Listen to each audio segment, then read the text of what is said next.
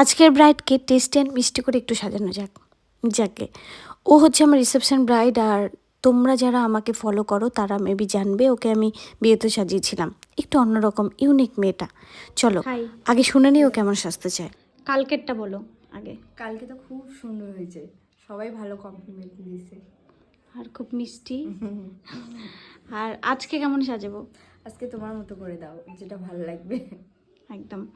আর ওর একটু রাজকীয় royal reception look আমাকে আগেই বলেছিল, তো সেটাই দেওয়ার চেষ্টা করবো, আবার ফাইনাল নিয়ে আসবো, তাই তো? শুনেই নিলে আমার ব্রাইড কেমন সাজতে চাচ্ছে। একটা রয়্যাল রিসেপশন ব্রাইড, অ্যাকচুয়ালি প্রতিটা মেয়ে তার বাপের বাড়িতে রাজকন্যা, তো শ্বশুর বাড়িতে রাজরানী হয়ে থাকাটা সত্যি একটা ভাগ্যের ব্যাপার।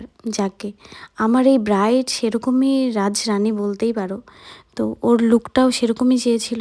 সো চলো আমরা ওর মতো করে একটু ওকে সাজাই। আর এরই মাঝে তোমরা যে ফটোসগুলো দেখলে, ওখানে দেখলে যে আমি ওকে আলাদা আলাদা জুয়েলারি পরিয়ে দেখছিলাম কোনটা ভালো লাগে, বাট ওর এই ড্রেস আপের সাথে আমি প্রত্যেকটা জুয়েলারি ট্রাই করে দেখছিলাম কোনটাতে ভালো লাগে কোনটাতে ভালো লাগে না।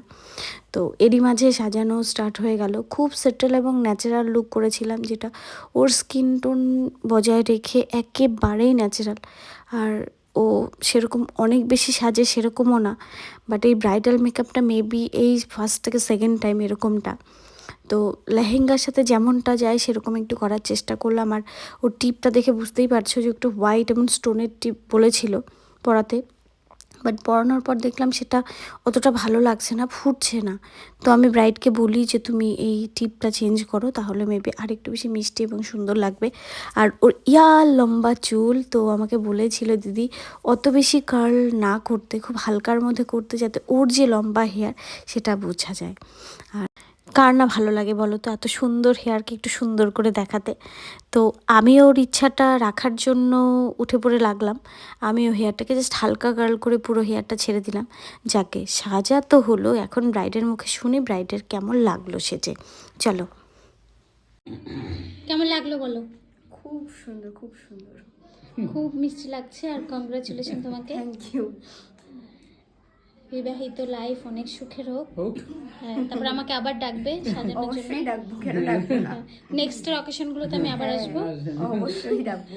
দেখি ভিডিও হচ্ছে নাকি? হ্যাঁ, আমার কথা বুঝবে নাকি?